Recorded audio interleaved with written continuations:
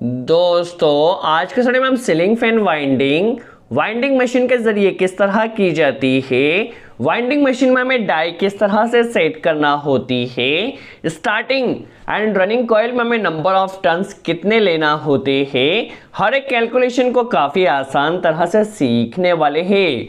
आज के स्टडी में हमारे पास एक 12 स्लॉट सीलिंग फैन है जिसे हमें प्रॉपर रिवाइंड करना है। तो कितने हमें नंबर ऑफ टर्न्स लेना होंगे, किस तरह से हमें पेपर को डालना होता है, हर एक कॉन्सेप्ट को समझने वाले हैं। देखिए हमारे पास एक 12 स्लॉट सीलिंग फैन है जिसकी जो स्टार्टिंग कॉइल है वह जल चुकी है। आप अंदर की वाइंडिंग देख सकते हैं, इसमें जो अंदर की वाइंडिंग स्टार्टिंग वाइंडिंग होती है वह जल चुकी है और जो बाहर की वाइंडिंग होती है उसे हम रनिंग वाइंडिंग कहते हैं। तो सबसे पहले हमारे पास जो ओल्ड वाइंडिंग है उसे हमें कट करना होगा। तो देखिए कटर के जरिए सबसे पहले हम इस तरह से सभी वाइंडिंग्स को कट कर लेते हैं। देखिए इस तरह से आपको बीच में से इसे कट कर देना है। सबसे पहले देखिए सभी वाइंडिंग्स को आपने कट कर लिया है, अब सभी को आपको सेंटर में इस तरह से ले लेना है। देखिए सबसे पहले हमारे पास जो ओल्ड वाइंडिंग है उसे हम रिमूव कर लेते हैं, फिर किस तरह से न्यू वाइंडिंग को डाला जाएगा, नंबर ऑफ टर्न्स कितने लेना होगे, सब कुछ हम समझ लेते हैं। देखिए सबसे पहले हमने यहाँ पर रनिंग वाइंडिंग को रिमूव कर लेना है। तो इस तरह से देखिए रनिंग वाइंडिंग हमारी रिमूव हो चुकी है। अब अंदर की जो वाइंडिंग स्टार्टिंग वाइंडिंग को भी हमें इस तरह से पहले कटर के जरिए कट कर लेना है। देखिए सभी वाइंडिंग्स को आपको पहले कट करना है और देखिए इस तरह से सेंटर पर लेकर आसानी से आपकी जो वाइंडिंग है वह निकल जाएगी। देखिए इस तरह से कितनी आसानी से हमारी वाइंडिंग यहाँ पर रिमूव हो चुकी है। अब देखिए स्टेटर में सबसे पहले हमें पेपर्स डालना होते हैं। तो ये जो हमारे पास पीवीसी पेपर है, पीवीसी पेपर नॉर्मली 5 नंबर भी आता है और 7 नंबर भी आता है। तो ये हमारे पास 7 नंबर का पीवीसी पेपर है और यहाँ पर वायर्स नंबर की बात की जाए जिससे वाइंडिंग की जाएगी तो 16 नंबर से लेकर के 50 नंबर तक हमारे पास वायर होते हैं। बट सीलिंग फैन के लिए हमें नॉर्मली 35 या 36 नंबर के वायर का यूज़ करना होता है। नॉर्मली सीलिंग फैन में 35 SWG का वायर हम यूज़ करने वाले हैं। देखिए जो 16 नंबर का वायर होता है उसकी मोटाई काफ़ी ज़्यादा होती है और जो 50 नंबर SWG का वायर होता है उसकी मोटाई काफ़ी कम होती है या पतला वायर होता है। जितना SWG बढ़ेगा उतना वायर का जो मोटाई है वह कम होगी।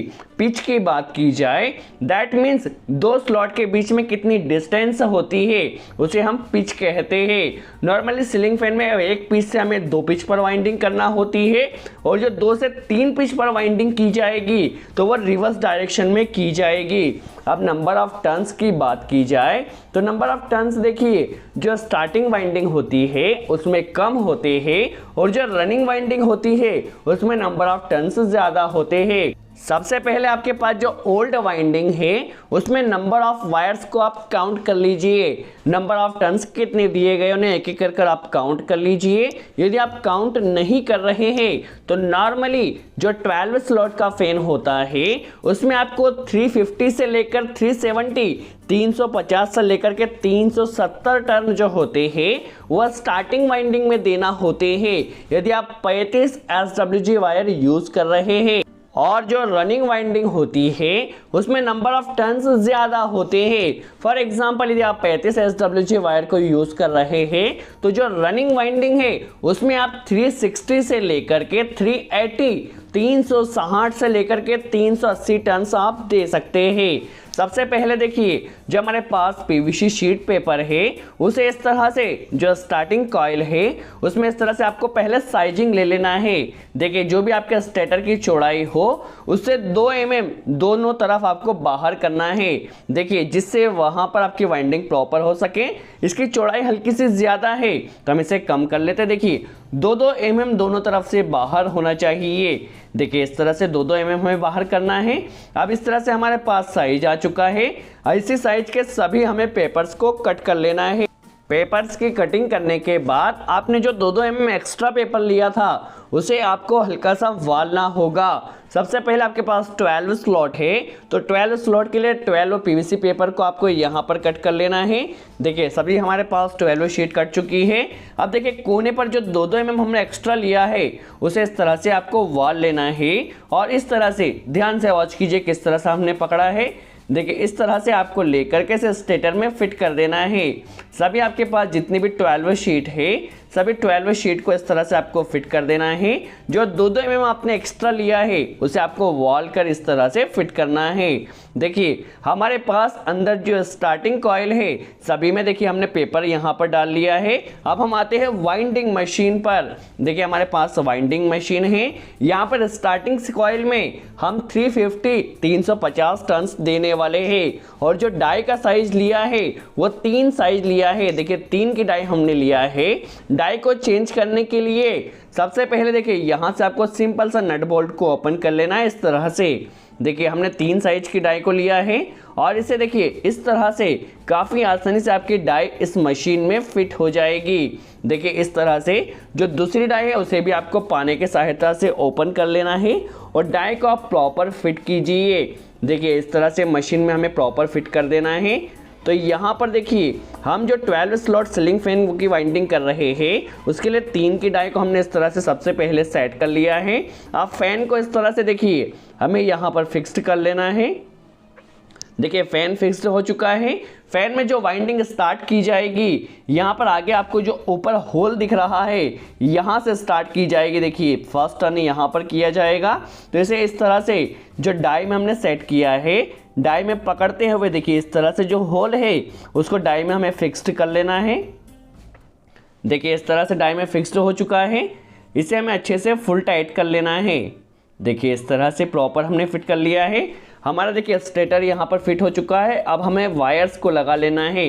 तो वायर को सबसे पहले देखिए यहाँ से इस मशीन में डाला जाए और यहाँ पर देखिए कॉटन दिया गया है जिसके अंदर से आपका वायर होकर जाता है। देखिए कॉटन में हमें वायर्स को अंदर ले लेना है और स्प्रिंग के ज़रिए अच्छे से टाइट कर देना है। इसे ज़्यादा टाइट भी नहीं रखना है और ज़्यादा लूज़ भी नहीं रखना है। यहाँ से देखिए आपको जो 3 होल्स दिया गया है तीनों होल से आपको वायर्स को इस तरह से ले लेना है।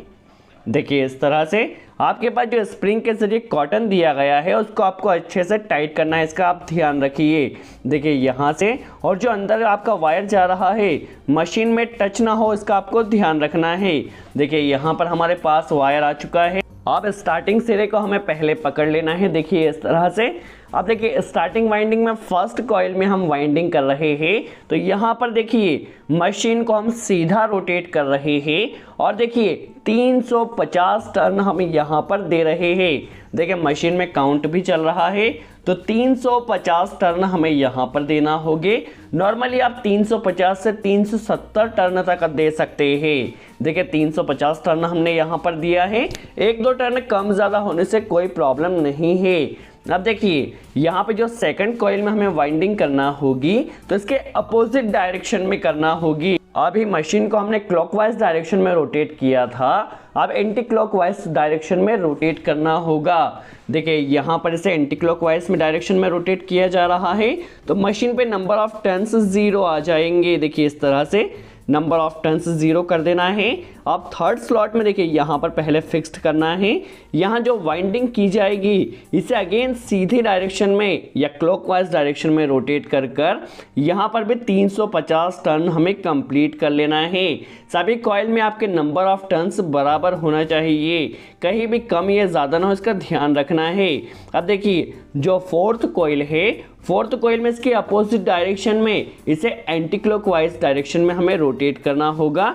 देखिए वायर को हमने इस तरह से फिक्स कर दिया है और इसे डाई में फिक्स किया है। अब इसे एंटी क्लॉकवाइज डायरेक्शन में या उल्टी डायरेक्शन में रोटेट किया जाता है तो यहाँ पे नंबर ऑफ टर्न्स 0 जैसे ही होंगे हमारे टर्न्स यहाँ पर कंप्लीट हो चुके हैं। तो इस तरह से देखिए हमने स्टार्टिंग वाइंडिंग के सभी सिरों पर 12 स्लॉट पर इस तरह से वाइंडिंग कर लिया है। ये हमारे पास लास्ट स्लॉट में वाइंडिंग की जा रही है जो कि 12th स्लॉट है। देखिए यहाँ पर जो हमारा एंडिंग सिरा है इसे हमें कट कर कर अलग कर लेना है। देखिए स्टार्टिंग सिरे को हमने रखा था और ये एंडिंग सिरा है, दोनों सिरे को हमें अलग कर लेना है। देखिए हमारे पास वाइंडिंग यहाँ पर हो चुकी है। अब इसे डाई से हमें रिमूव कर लेना है। अब देखिए यहाँ पर ऊपर हमारे पास जो वाइंडिंग का सिरा उसे हमें लॉक भी करना होगा ताकि आगे चलकर वाइंडिंग का इंसुलेशन फेल ना हो और फैन की लाइफ ज़्यादा से ज़्यादा रहे। देखिए हर एक स्लॉट में हमें इस तरह से लॉक लगाना काफ़ी ज़रूरी है। देखिए इस तरह से हमें लॉक कर देना है। देखिए सभी वाइंडिंग्स को हमने यहाँ पर प्रॉपर लॉक कर लेना है। देखिए इस तरह से काफ़ी आसानी से यह हो जाएगी। देखिए सभी स्लॉट को हमने लॉक कर लिया है। आप वीडियो को केयरफुली वॉच कीजिए। यहाँ पर जो नंबर ऑफ टर्न्स हमने लिए हैं वो 350 स्टार्टिंग में लिया है। नॉर्मली आप 350 से 370 नंबर ऑफ टर्न्स स्टार्टिंग में ले सकते हैं यदि आप 35 SWG वायर यूज कर रहे हैं। वही यदि रनिंग वाइंडिंग में देखा जाए तो 360 से लेकर के 380 नंबर ऑफ टर्न्स आप ले सकते हैं। देखिए यहाँ पर हमारे पास जो स्टार्टिंग वाइंडिंग है उसमें सभी में हमने लॉक कर लिया है। अब हम वाइंडिंग को चेक कर लेते हैं। तो सबसे पहले देखिए इंसुलेशन को आपको यहाँ से छीलना होगा, चाहे आप माचिस की सहायता से इसे आग लगाकर छील सकते हैं, एमडी पेपर से छील सकते हैं या फिर किसी कटर के द्वारा इस तरह से छील सकते हैं। और यहाँ पर देखिए हम यहाँ पर कंटिन्यूटी ले लेते हैं सीरीज बल्ब से। देखिए कंटिन्यूटी प्रॉपर आ रही है और बॉडी के साथ नहीं आना चाहिए, तो बॉडी के साथ नहीं आ रहा है। दैट मीन्स हमारी स्टार्टिंग वाइंडिंग यहाँ पर प्रॉपर आ चुकी है। एक बार फिर से देखिए हमारी स्टार्टिंग वाइंडिंग यहाँ पर हो चुकी है। अब हमें रनिंग वाइंडिंग करना है। तो रनिंग वाइंडिंग करने के लिए भी हमें इस तरह से पीवीसी पेपर को इस तरह से फिक्स्ड करना है। 2-2 mm हमें दोनों तरफ से बाहर करना है। देखिए इस तरह से सेम साइज के हमें पेपर ले लेना है। तो सबसे पहले हमारे पास 12 स्लॉट है तो 12 पेपर्स को हमें इस तरह से ले लेना है और इस तरह से आसानी से रनिंग वाइंडिंग के स्लॉट में फिक्स्ड हो जाएगा। सभी स्लॉट में सबसे पहले आपको पीवीसी इंसुलेशन पेपर को डाल लेना है इस तरह से। देखिए सभी स्लॉट में इंसुलेशन पेपर डल चुका है। अब हमें अगेन इसे डाई में फिक्स्ड करना होगा इस तरह से। अब यहाँ पर जो डाई का साइज हमें लेना है, स्टार्टिंग वाइंडिंग के लिए हमने 3 की डाई लिया था, जो रनिंग वाइंडिंग है इसके लिए हम 6 साइज की डाई ले रहे हैं। देखिए 6 नंबर डाई का हम यहाँ पर यूज कर रहे हैं। देखिए 3 नंबर डाई को हमें रिमूव कर लेना है। डाई को फिक्स्ड करना काफ़ी आसान है। जस्ट आपको 2 नट को यहाँ पर चेंज करना है और इसे प्रॉपर फिट कर लेना है। देखिए डाई को किस तरह से चेंज किया जा रहा है आप केयरफुली वॉच कीजिए। देखिए डाई को हमने सबसे पहले चेंज कर लिया है। अब देखिए फैन को हमें देखिए जो होल दिया गया है यहीं से वाइंडिंग स्टार्ट होगी, तो इसके लिए देखिए हमने यहाँ पर इसे फिक्स्ड किया है। अब देखिए जो स्टेटर पे यह जो लॉक आपको दिया गया है, इस लॉक में देखिए ये जो लॉक दिया गया है इस लॉक में आपको मशीन को फिक्स्ड करना है। देखिए मशीन की डाई यहाँ पर फिक्स्ड हो चुकी है। अब यहाँ पर रनिंग वाइंडिंग में आपको नंबर ऑफ टर्न्स जो देना है वो 360 हम यहाँ पर ले रहे हैं, क्योंकि जो ओल्ड फैन की वाइंडिंग थी उसमें भी 360 ही लिया है। 1-2 टर्न्स ऊपर नीचे हो सकते हैं, कोई प्रॉब्लम नहीं है। देखिए यहाँ पर फर्स्ट राउंड जो हम ले रहे हैं वो क्लॉकवाइज ले रहे हैं और नंबर ऑफ टर्न्स यहाँ पर 360 हम ले रहे हैं। देखिए यहाँ पर नंबर ऑफ टर्न्स चल रहा है तो 360 टर्न हमें यहाँ पर रनिंग वाइंडिंग में ले लेना है। नॉर्मली 10 टर्न हम यहाँ पर ज़्यादा ले रहे हैं स्टार्टिंग वाइंडिंग से। अब देखिए सेकंड स्लॉट में हमें जब वाइंडिंग करना होगी तो उसके अपोजिट डायरेक्शन में करना होगी। सबसे पहले देखिए मशीन में इस तरह से डाई में फिक्स्ड कर लेना है और इसके अपोजिट डायरेक्शन में हमें वाइंडिंग करना है। तो देखिए इसे हम एंटी क्लॉकवाइज डायरेक्शन में रोटेट कर रहे हैं। जैसे ही 0 यहाँ पर आता है हमारे 360 नंबर ऑफ टर्न्स यहाँ पर डल चुके हैं। देखिए सेकंड स्लॉट में हमारी वाइंडिंग हो चुकी है। अब थर्ड स्लॉट में जब वाइंडिंग की जाएगी तो अगेन हमें क्लॉकवाइज डायरेक्शन में मशीन को रोटेट करना है। देखिए थर्ड स्लॉट को हमें यहाँ पर डाई में फिक्स्ड कर उसी तरह से वाइंडिंग कंप्लीट कर लेना है। देखिए हमारे 12 स्लॉट की यहाँ पर रनिंग वाइंडिंग डल चुकी है। जो कि हमने 360 नंबर ऑफ टर्न्स लिया है। फर्स्ट जो स्लॉट है उसमें हमने क्लॉकवाइज डायरेक्शन में रोटेट किया है और जो सेकंड स्लॉट है उसमें हमने एंटी क्लॉकवाइज डायरेक्शन में रोटेट किया है। देखिए हमारी वाइंडिंग यहाँ पर कंप्लीट हो चुकी है। तो यहाँ पर देखिए हमने स्टार्टिंग और एंडिंग सिरे को यहाँ पर कट कर दिया है। देखिए अब यहाँ पर जो रनिंग वाइंडिंग है उसे भी हमें लॉक करना होगी। तो लॉक करने के लिए पीवीसी शीट पेपर का यूज़ किया है और इसे सभी स्लॉट में यहाँ पर आपको अच्छे से लगा लेना है, जिससे कोई भी वाइंडिंग के इंसुलेशन फेल होने के चांसेस नहीं रहेंगे और आपकी जो फैन की लाइफ है वह भी ज़्यादा रहेगी। तो इस तरह से देखिए हमें सभी जो वाइंडिंग के स्लॉट है उसे इस तरह से लॉक कर देना है। तो यहाँ पर देखिए हमारी रनिंग वाइंडिंग भी कंप्लीट हो चुकी है, सभी वाइंडिंग्स यहाँ पर लॉक हो चुकी है। देखिए इस तरह से आपको वायर को हल्के से, देखिए आप यदि ऊपर आ रहा है तो हल्के से टेस्टर की सहायता से दबाकर लॉक को आपको प्रॉपर फिट करना है, इसका आपको ध्यान रखना है। देखिए सभी वाइंडिंग में काफ़ी फिनिशिंग के साथ हमारे लॉक फिट हो चुके हैं और यहाँ पर आप वॉच कर सकते हैं फैन में जो वाइंडिंग की गई कितनी फिनिशिंग के साथ की गई है। देखिए हमारी यहाँ पर वाइंडिंग कंप्लीट होती है। अब दोनों वाइंडिंग के हमारे पास टोटल 4 वायर बचे हैं, स्टार्टिंग वाइंडिंग के 2 सिरे और रनिंग वाइंडिंग के 2 सिरे। तो सभी सिरों को हमें आगे की तरफ कर लेना है इस तरह से। देखिए सभी सिरों को हमने आगे की तरफ कर लिया है। आप देखिए इन चारों वायर्स का हमें इंसुलेशन निकालना है। तो इंसुलेशन निकालने के लिए आप माचिस की सहायता से इसे जलाकर भी निकाल सकते हैं या फिर एमरी पेपर का यूज़ कर भी निकाल सकते हैं। हमारे पास यहाँ पर ब्लेड है तो ब्लेड की सहायता से हम इंसुलेशन यहाँ पर निकाल रहे हैं। चलिए हम सबसे पहले चेक कर लेते हैं सीरीज बल्ब से। देखिए सबसे पहले रनिंग वाइंडिंग के दोनों सिरों को टच किया, हमारा बल्ब जल रहा है और बॉडी के साथ नहीं जल रहा है। दैट मीन्स हमारी वाइंडिंग प्रॉपर की गई है। इसी तरह से हम स्टार्टिंग की वाइंडिंग को भी चेक कर लेना है। वाइंडिंग पर बल्ब जलना चाहिए और बॉडी के साथ नहीं जलना चाहिए। आप देखिए हमारे पास जो 4 तार बचे हैं उनमें जो रनिंग वाइंडिंग के तार है उनके लिए हम रेड वायर का यूज़ कर रहे हैं और जो स्टार्टिंग वाइंडिंग के 2 तार है उसके लिए हम ब्लैक वायर का यूज़ कर रहे हैं। देखिए आपको इस तरह अच्छे से आपको इस तरह से कनेक्ट कर लेना है वायर को। देखिए अच्छे से आपको इसको रोटेट कर प्रॉपर फिट करना है, इसका आपको ध्यान रखना है। इसी तरह से आपके पास जो 4 तार है चारों तार को कनेक्ट कर लेना है। आपको देखिए यहाँ पर रनिंग वाइंडिंग के लिए हम रेड तार का यूज़ कर रहे हैं और स्टार्टिंग वाइंडिंग के लिए ब्लैक तार का यूज़ किया है।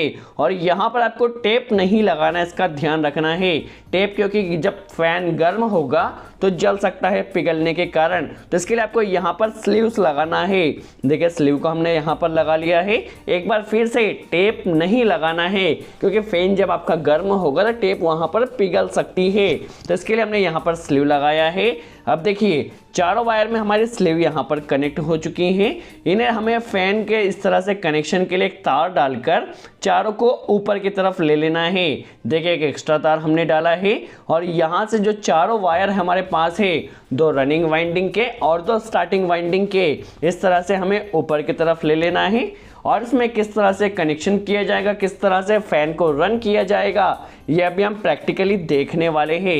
देखिए चारों तार हमारे पास यहाँ पर आ चुके हैं और जब आप तार को लेते हैं तो इसका ध्यान रखना है कहीं से भी जो आपका वायर है वो दबे नहीं या कटे नहीं। देखिए इस तरह से हमारे पास चारों वायर सेफ्टी के साथ हमने ले लिया है।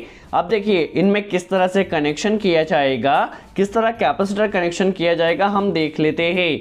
देखिए अब हमारी यहाँ पर वाइंडिंग हो चुकी है।